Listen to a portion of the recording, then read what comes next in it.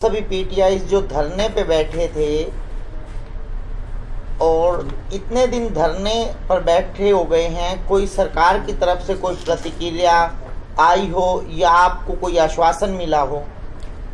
हमें आश्वासन कुछ नहीं मिला है जी। हमारी एक 3 सदस्यीय कमेटी बना दी है सीएम साहब ने। इसमें रणजीत सिंह चौटाला जी हैं, कृष्ण बेदी जी हैं और राजेश खुल्लर जी हैं। लेकिन हमारी कोई सुनने वाला नहीं है कि हम किस लेवल तक खेले। हमारे बच्चे जो हैं वो किस लेवल तक हमने खिलाए हैं। हम आपसे प्रेस मीडिया के माध्यम से ये बता देना चाहते हैं सरकार को भी और इस हरियाणा के लोगों को भी और जनता को भी कि आपके बच्चे किस लेवल तक, हम जो आपके बच्चे वो किस लेवल तक अच्छे प्लेयर रहे हैं।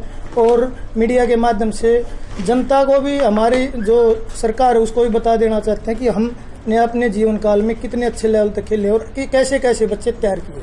आप जनता को अवगत करवाओ कि क्या क्या आपकी उपलब्धियां हैं, क्या क्या आपकी अचीवमेंट्स हैं। देखो जी, 2003 में मैंने इंडिया कैंप किया है, जिसमें आज के हमारे वर्तमान समय में हरियाणा सरकार के खेल मंत्री हैं सरदार संदीप सिंह जी, वो और मैं एक इकट्ठे कैंप में थे।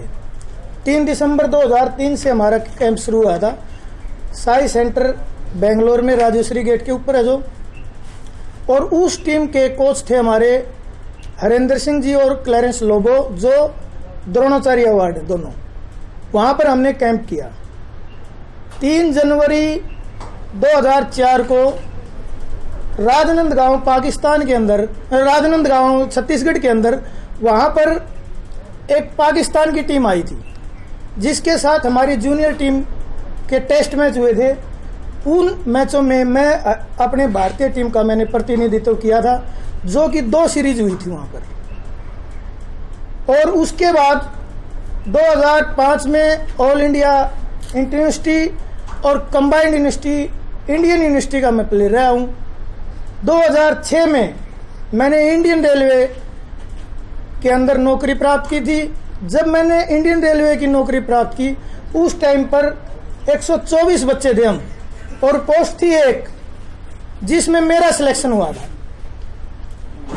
और मुझे Chandigarh railway station Ambala division मिला था और चंडीगढ़ रेलवे स्टेशन पर मेरी पोस्टिंग हुई थी। 4 साल मैंने वहाँ पर अपनी सेवाएं दी। 4 साल के बाद मेरे को नहीं पता था पीटीआई की लिस्ट आउट हो चुकी है, मेरे को खुद नहीं पता था। मैंने इंटरव्यू दिया था, इंटरव्यू फेस किया था, मैंने रिटर्न भी दिया था। जब सरकार ने रिटर्न लिया तो मैंने रिटर्न भी दिया था जींद के अंदर। बाद में मैंने इंटरव्यू दिया, उसके बाद मेरे को नहीं पता क्या हुआ। मेरे को 19 अप्रैल 2010 को पता चला कि भाई तेरा सिलेक्शन पीटीआई की लिस्ट में हो रहा है। मेरे को पता ही नहीं था। मेरे को मेरे एक साथी ने बताया कि आपका भी नंबर पड़ रहा है। तो फिर मैंने विचार किया कि मैं इस 4 साल की रेलवे की नौकरी को छोड़ूं या न छोड़ूं। फिर बहुत मंत्रणा करने के बाद मैंने ये विचार किया कि मैं एक अच्छा प्लेयर रहा हूँ, और मैंने डीपीएड एमपीएड अपनी एमडी यूनिवर्सिटी से की है कि क्यों ना हम अपने फील्ड में जाकर एक अच्छे खिलाड़ी तैयार करें। और उसका नतीजा लगातार 10 साल से मैं हरियाणा की जो स्कूल हॉकी टीम है उसका लगातार 10 साल से चीफ सेलेक्टर हूँ। और पिछले साल जो खेलो इंडिया हुई थी बॉम्बे में, हॉकी की बॉम्बे में हुई थी, अदर गेम्स पुणे में थे, उस टीम का जो हरियाणा का सिलेक्शन हुआ था अंडर 17 का, वो रोहतक के अंदर मैंने किया था। जितेंद्र कोच स्पोर्ट्स डिपार्टमेंट से थे, मैं एजुकेशन डिपार्टमेंट से था। उस टीम का सिलेक्शन हमने किया तो उस टीम का कोच भी मेरे को लगाया था, अनिल कुमार रोहतक से, सोनीपत से, और मैं 2 कोच थे उस टीम के। उस टीम का मैं आपको ये दिखा देना चाहता हूँ प्रेस मीडिया के माध्यम से, मैं हरियाणा की टीम का हॉकी का खेलो इंडिया में अंडर 17 में हॉकी कोच था। इस टीम का रिकॉर्ड रहा था उस टूर्नामेंट में, खेलो इंडिया में। पूरे टूर्नामेंट के अंदर इस टीम ने मात्र और मात्र सभी मैचों में 6 के 6 मैचों में मात्र 1 गोल खाया था, और हमने टोटल अदर टीमों के 38 गोल किए थे। वन साइडेड, सभी टीमों को वन साइडेड चित किया था हमने। फाइनल मैच में जो हॉकी का हब कहने वाला पंजाब, उसको हमने 5-0 से हराया था। उस मैच में भी तो हमने अपनी निष्ठापूर्वक पूरे स्कूल टूर्नामेंट जितने भी हैं सभी के कोच या मैनेजर के रूप में या सिलेक्टर के रूप में मैंने अपने कार्य को सफलतापूर्वक अंजाम दिया है। ये मेरे ये सर्टिफिकेट रहे जो हमारे कोच और मैनेजर के मिलते हैं, सभी सर्टिफिकेट मेरे पास हैं। अगर सरकार कोई भी हमारे ऊपर ऐसा इल्ज़ाम लगाती है वो सरासर गलत है। हम सरकार से निवेदन करते हैं कि हम इतने अच्छे लेवल तक खेले हैं, इंडिया खेले हैं, कंबाइंड यूनिवर्सिटी खेले हैं, ऑल इंडिया यूनिवर्सिटी खेले हैं, तो हमें भी कहीं ना कहीं न्याय की उम्मीद है। मैं प्रेस मीडिया के माध्यम से सरकार से निवेदन करता हूं और जनता से निवेदन करता हूं कि हमारे को न्याय दिलाया जाए। जब आपका सिलेक्शन हुआ उस टाइम कांग्रेस सरकार थी और भूपेंद्र सिंह हुड्डा मुख्यमंत्री थे, तो उस सरकार की भी तो कहीं ना कहीं कमी रही होगी। आप सारा जो दोष है इस सरकार पर मढ़ रहे हो। यदि उस टाइम पे जो सिलेक्शन कमेटी थी वो बिल्कुल सही तरीके से इसका चुनाव करती तो आज ये स्थिति, ये नौबत ना आती। आप इस बारे में क्या कहना चाहेंगे? देखो जी, ठीक है, गलती थी कमीशन की, हमारे को क्या पता? क्या हमारे को पता था कि भाई आपका 25 नंबर का इंटरव्यू है? क्या हमारे को बताया था कि ये 25 नंबर से 30 नंबर का कर दिया है? हमारे को तो पता ही नहीं था। मेरे तो एक्चुअल में ये भी नहीं पता था 25 का है। ये सरकार का काम है, ये कमीशन का काम है, ये पीटीआईओ का काम है, ये जितने भी कर्मचारी है ना इनका काम नहीं है कि कितने नंबर का इंटरव्यू रखवाना है। अगर हमारा काम होता तो इंटरव्यू हमने जो दिया, सरकार ने दिया, जिस हिसाब से हमारा इंटरव्यू लिया उस हिसाब से हमने इंटरव्यू दिया। उन्होंने एग्जाम रखा, हमने एग्जाम दिया। हम कोई उस टाइम पे ठीक है हम पढ़ते थे, हम उस टाइम पे हम मेंटली प्रिपेयर थे कि भाई हमारा एग्जाम होने वाला है और वो हम पढ़ने का, उस टाइम पे हमारी पढ़ने की वो थी उम्र, न कि पढ़ाने की। अब हमने 10 साल हो गए पढ़ाते हुए, तो ये नहीं है। आप हमारा पिछला रिजल्ट उठा के देख लो, ACR उठा के देख लो। हमारी गवर्नमेंट जो है वो पूरी हमारा जांच पड़ताल करवाई, हमारा जो जितने हमने 10 साल की सर्विस दी है उसकी जांच करवाई पूरी की कैसे कैसे वो किया है। तो आपको जो आपकी जो डॉक्यूमेंट वेरिफिकेशन होती है वो भी तो सरकार द्वारा ही की जाती है। 4 बार हो चुकी है। 4 बार डॉक्यूमेंट वेरिफिकेशन के बाद भी आपको हटा दिया गया 1983 पीटीआई। इसमें आपको सरकार की मंशा कैसी लगती है? देखो जी, सरकार तो ये आपस में अपना काटा निकालने के लिए लग रहे हैं। उसमें पिस कौन रहा है? कर्मचारी, पीटीआई पिस रहे हैं। ये अपना काटा निकालने के लिए लग रहे हैं। उसकी FIR करवा दो, उसकी वो करवा दो, उसका करवा दो। अरे हम अपनी तरफ देखें या दूसरे की तरफ देखें? हम अपने बच्चों की तरफ देखें या उनकी तरफ देखें? आपको इसमें राजनीतिक द्वेष लग रहा है या फिर सरकार ये चाह रही है कि आपको हटाकर 1983 जो खाली पद हो जाएंगे इस पर नए पीटीआई भर्ती करें? देखो जी, जो जिस हिसाब से अब हमारे को रिलीव किया गया है, कोर्ट के आदेश आने के बाद, कोर्ट ने आदेश किया था 5 महीने के अंदर भर्ती करो, उस हिसाब से तो सारा हरियाणा को ही लग रहा है, पीटीआईओ को नहीं लग रहा, आम जनता को भी लग रहा है कि ये राजनीतिक शिकार हुए। ये बच्चे इतने टैलेंटेड लड़के हैं, ये सारे राजनीतिक शिकार हो रहे हैं। वो उसकी सरकार आती है वो उसको निकाल देते हैं, उसकी सरकार आती है वो उसको निकाल देते हैं। ये कोई कर्मचारियों के साथ भद्दा मजाक तो नहीं है। ये एक पूरे हरियाणा में एक र्यूमर फैला हुआ है कि कुछ बच्चों के जो डॉक्यूमेंट वेरिफिकेशन हुई थी वो डॉक्यूमेंट फेक थे, उन्होंने 10वीं बाद में की है, CPET पहले कर ली। इस टाइप का क्या मामला है? ऐसा कुछ नहीं है। ये हरियाणा हाईकोर्ट में ये क्लियर हो चुका था ये मामला सारा। कोई बच्चा अगर 10वीं में एक सब्जेक्ट में फेल हो जाता है, इंग्लिश और हिंदी को छोड़कर, तो वो पास ही माना जाता है। उसने क्या किया, वो 10वीं करने के बाद यूनिवर्सिटी से अपनी CPET की है। जब वो यूनिवर्सिटी में एडमिशन हुआ तो उस यूनिवर्सिटी ने उस बोर्ड को एडमिशन दिया उस लड़के को, उस 10वीं की मार्कशीट पे तो दिया है, नहीं तो वो यूनिवर्सिटी फ्रॉड है। उस CPET के कोर्स करने के बाद जिस सब्जेक्ट में वो फेल था, उसने वो कोर्स करने के बाद उस सब्जेक्ट को अपना क्लियर किया। जब वो क्लियर कर लेगा तो उसी वही सन आएगा उस डीएमसी पे लिखा हुआ। ये सारे पॉइंट जो है ये क्लियर हो चुके हैं पंजाब हरियाणा हाईकोर्ट में। मात्र और मात्र जो हमारी लिस्ट पेश हुई है, जो किसी भी कर्मचारी की कोई भी गलती नहीं है, गलती है तो सिर्फ और सिर्फ एक है, 25 से 30 नंबर का इंटरव्यू ये हमने नहीं किया, ये कमीशन ने किया। ये कमीशन से पूछो, और सजा देनी है तो कमीशन को दो, न कि हमारे को। आपके जो और साथी बैठे हैं, आपकी क्या अचीवमेंट है, क्या नाम है आपका और कहाँ से हो? मेरा नाम सतवीर सिंह है जी। मैं बेसबॉल और सॉफ्टबॉल का कोच हूँ, जिसमें मेरी NIS डिप्लोमा है। हमने यूनिवर्सिटी के अंदर और ओपन नेशनल टूर्नामेंट्स के अंदर हमने बहुत सारे लगातार चैंपियनशिप उठाई हमने। और अभी भी हमारे पास स्कूल्स टूर्नामेंट्स जो होते हैं अंडर 14, अंडर 17, अंडर 19, उनका मैं सेलेक्टर भी रहा हूँ। और उसके साथ साथ हमारे 12 मेडल में से मेरे पास 11 मेडल 100% मेरे पास होते हैं। मैं पूरे हरियाणा के अंदर अपना मेडल लाता हूँ। नेशनल के अंदर भी हमारी पोजीशन रही है। छत्तीसगढ़ से हम पोजीशन लेके आए, अंडर 19 में ले, अंडर 17 में पोजीशन लेके आए, अंडर 14 में पोजीशन लेके आए अभी पीछे। तो जी इसके साथ साथ हमारा NIS जो डिप्लोमा किया है वो हमने बेंगलोर से किया है। उसके साथ साथ मैं इंडिया की टीम का कोच रहा हूँ, जिसमें मैंने वर्ल्ड चैंपियनशिप में, अभी हमारा वर्ल्ड जो जूनियर वर्ल्ड चैंपियनशिप थी 2018 में, उसमें उसके अंदर हमारा बेस्ट परफॉर्मेंस जो इंडिया टीम का रहा है वो बेस्ट 8 में रहा है। और नहीं तो आज तक जो इंडिया टीम जितनी बार खेली है वो बिल्कुल लास्ट से हमारे फर्स्ट नंबर पे आती थी। और हमने रिकॉर्ड तोड़ वहाँ मेहनत करी है। सिर्फ हम ऑस्ट्रेलिया से और कनाडा से और हम न्यूजीलैंड की टीम से, इन टीम से आ रहे हैं। और नहीं तो हमारा मेडल पक्का था अगर हम वहाँ नहीं आते तो। बाकी हमारी टीम से बहुत अच्छा प्रदर्शन रहा है। ये मेरे सर्टिफिकेट्स हैं, मेरे आई कार्ड हैं जो इंडिया टीम के कोच के रहा हूँ उसके लिए।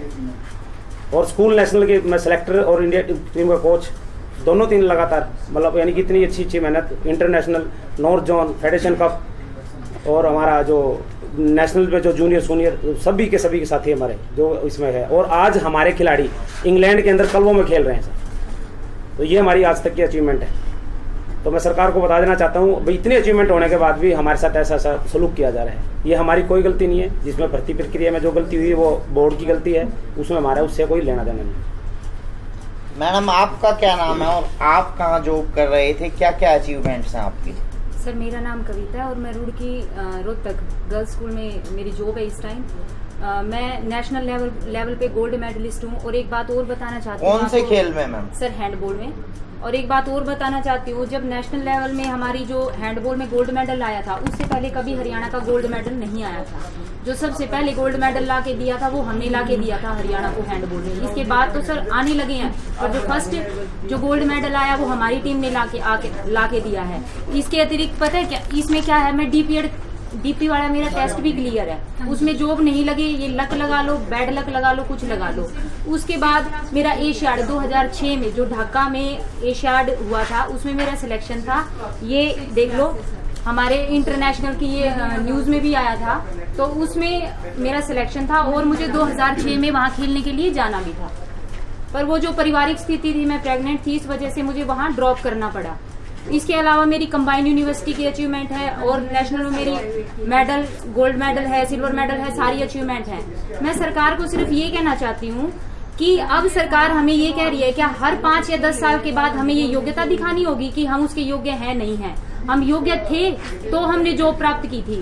अब हर 5 या 10 साल में सरकार ये कह देगी हमारी योग्यता हमें बताओ, तुम उसके लायक हो या नहीं हो। योग्यता हमारी स्कूल है, हमारी जो अचीवमेंट है वो उसके लेवल पे हमने जॉब प्राप्त की थी। पर अब जो हमारी योग्यता है वो हमारा स्कूलों में जाके हमारा जो खेल में प्रदर्शन है बच्चों का, वो देखो, वो हमारी योग्यता है। अचीवमेंट थी हमारी, अच्छी परफॉर्मेंस थी तो हमने जॉब प्राप्त की थी।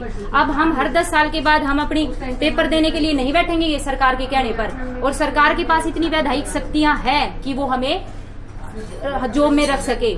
ये तो सर कानून भी कहता है अगर 100 गुनहगार आजाद हो जाएं बेशक, पर एक निर्दोष व्यक्ति को सजा नहीं मिलनी चाहिए। यहाँ सजा किसको मिल रही है? जो हम 1983 निर्दोष हैं। ये तो सुप्रीम कोर्ट के फैसले में भी क्लियर हो चुका है सर कि हम निर्दोषी नहीं हैं। जो प्रक्रिया गलत है वो चयन प्रक्रिया में गलती है, हमारा कोई दोष नहीं है। क्या सरकार इस तरफ 1% भी ध्यान नहीं दे रही कि 1983 परिवारों का आज क्या होगा?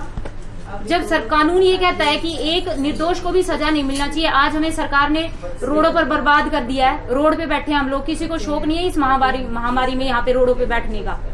अब आप सरकार से चाहते क्या हैं, सरकार क्या करे? हम सरकार से यही चाहते हैं सर, ये सबको ही पता है और सब इतने पढ़े लिखे हैं, इतना सब समझते हैं कि सरकार अपनी वैधायिक शक्तियों से हमें हमारी जॉब प्रदान कर सकती है। हम ये नहीं कहते कि माननीय सुप्रीम कोर्ट का जो फैसला है उसका हम सिर झुका के हम उसका आदर करते हैं, पर इतना सर है कि सरकार हमें पक्का हमारी जॉब पर हमें रख सकती है। हमें यही उम्मीद है कि सरकार हमें हमारी जॉब पर वापस बहाल करे। यदि सरकार 1983 पीटीआईओं के लिए और दोबारा वैकेंसी निकालती है और कुछ आपको विशेष तौर पर सहूलियत दी जाती है, जैसे मार्क्स वगैरह ऐड कर दिए जाएं और आपको कुछ स्पेशल कोटा दे दिया जाए, तो आप उस सरकार की चयन प्रक्रिया में शामिल होंगे या फिर यही चाहते हैं सरकार आपको रोजगार दे, चाहे योगा टीचर भर्ती करे, चाहे आपको दोबारा शारीरिक शिक्षक जो टीचर होते हैं इसी पीटीआई के पद पर दोबारा बहाल करे? आप किस हद तक सहमत हैं? सरकार आपकी कौन सी मांग मान ले, आप पीछे हट जाएं? सर हम बिल्कुल भी पीछे नहीं हटेंगे। हम किस वजह से, हम क्यों दोबारा अपना टेस्ट दें, क्यों दे सर? जब हम क्वालिफाई थे तो हम जॉब में आए हैं, क्या हर बार हमें अब अपने आप को अब यहाँ साबित करना पड़ेगा? हम साबित कर चुके हैं अपने आप को, अब हमें जरूरत नहीं है हम बार बार अपना टेस्ट दें। सरकार हमें उसी पद पर रखे, वरना हमारा धरना तो चालू है, वो चालू ही रहेगा। हमें तो चाहे मरना पड़ जाए जी, मर तो हम वैसे भी गए हैं। 1983 परिवार मर चुके हैं आज, वो 1983 परिवार मर चुके हैं, पर ये 1983 पीटीआई नहीं मरे सर। जो हमारी घरों में जो हालत है वो जाके सरकार के नुमाइंदे देखे वहां पर क्या हालत है। शायद जो दुख है ना वो आदमी मरने जितना दुख है जी। ये तो 13 अमी के बाद बंदे अब अपने घर चले जाते हैं, यहाँ तो हमें हर रोज मरना पड़ रहा है। और सर क्या गारंटी है हमें वो जॉब, हम क्या बार बार उस चीज के लिए अपने आप को, क्यों हम अपने आप को साबित करें जब हम जॉब पे वहां लग चुके हैं? हमें तो सरकार से यही उम्मीद है कि हमें सिर्फ और सिर्फ हमारी जो जॉब है उस पे बहाल करे। सरकार ने जब 3 आदमियों की कमेटी बना दी है तो आप सरकार पे थोड़ा विश्वास तो रखो। जब तक उन 3 आदमियों की कमेटी का फैसला नहीं आता तब तक धरने प्रदर्शन का कोई औचित्य तो नहीं है। सर औचित्य क्यों नहीं है? मान लो अगर 3 मेंबर की जो कमेटी बनाई है, अगर इस तरह का कोई फैसला ना निकला तो क्या हम दोबारा धरने पे बैठेंगे? हम भी आराम से बैठे हैं, हमने कोई उड़दंगबाजी नहीं मचा रखी है, सिर्फ शांति से बैठ के आप देखोगे जाके वहाँ नारे चलते हैं, कोई अभद्र भाषा सरकार के लिए प्रयोग नहीं की जा रही है। अगर शांति से बैठे, ये लोकतंत्र है सर, लोकतंत्र में इतना हक है हमें कि हम शांति से बैठ के अपनी बातों को वहाँ रख सके, और वो ही हम रख रहे हैं। जब जो सरकार जो आपको रोजगार देने वाली थी आज वो विपक्ष में है और उसी सरकार के जो आज विपक्षी विधायक हैं वो आकर आपको आज समर्थन कर रहे हैं। जब 10 साल ये केस चल रहा था उनमें से कुछ तो पेशे के वकील थे, तो उन्होंने आपका पक्ष मजबूती से क्यों नहीं रखा? यदि कोई कमी थी तो अपनी कमी स्वीकार करते और आपको बचाते। आज धरने प्रदर्शन पर आकर आपको जो दे रहे हैं समर्थन, उस समर्थन का इतना फायदा नहीं है। जब आपका केस चल रहा था उस केस को लड़ते और मजबूती से अपना आपका और अपना पक्ष रखते ताकि आज ये नौबत भी ना आती। उस बारे में आप क्या कहना चाहेंगे? सर वो बातें तो वो कांग्रेस सरकार ही बताएगी कि क्या उन्होंने उस टाइम किया या नहीं किया। हमें तो सिर्फ इतना पता है हम निर्दोष हैं, फिर हमें सजा नहीं मिलनी चाहिए, यही एक्सपेक्ट करते हैं। चाहे कोई सी भी लिस्ट में हो सर, चाहे वो कांग्रेस के टाइम में लिस्ट आई हो चाहे इसमें आई हो, जो सरकार होती है वो माँ बाप की तरह होती है सर। अगर घर में भी कोई प्रॉब्लम आ जाती है तो माँ बाप ये क्या कि पल्ला नहीं झाड़ते कि तुम्हारी प्रॉब्लम अपने आप सोल्व करो। अगर यहाँ पे आज बीजेपी की सरकार है तो हमारी माँ बाप के समान है सर। उसे यही उम्मीद की जा रहे हैं हम कि है ना, हमसे ये क्या कि पल्ला ना झाड़े कि सुप्रीम कोर्ट का निर्णय है आप लोग हटोगे, इस चीज को क्या कि पल्ला ना झाड़े। विधायिक शक्तियां हैं सरकार के पास, हमें सरकार रख सकती है। सरकार ने आपका कोई साथ नहीं दिया पिछले 10 साल में और अब अपनी वैधानिक शक्तियों का किसी भी तरह प्रयोग नहीं करना चाह रही सरकार। वो तो जिस सरकार के ऊपर है, हम तो चाह रहे हैं कि सभी कह रहे हैं। देखो जनता कह रही है, विपक्ष कह रहा है, सरकार के लोग भी कह रहे हैं कि हम आपके साथ हैं। गोहाना के अंदर 17 तारीख को करनाल के एमपी संजय भाटिया जी, रणजीत जी, संजय भाटिया जी ने खुद कहा है कि पीटीआईओ की कोई गलती नहीं है। मैं आप लोगों के साथ हूं, और मुझे पता है कि किसी भी भाई की, किसी भी पीटीआई की कोई गलती नहीं है। तो हमारी सरकार से निवेदन है, हमारा सरकार से निवेदन है कि एक विधायक शक्ति अपने उसका यूज़ करके सभी 1983 पीटीआईओ को बचा लीजिए, इनके परिवार को बचा लीजिए। हम तो सरकार से निवेदन करते हैं।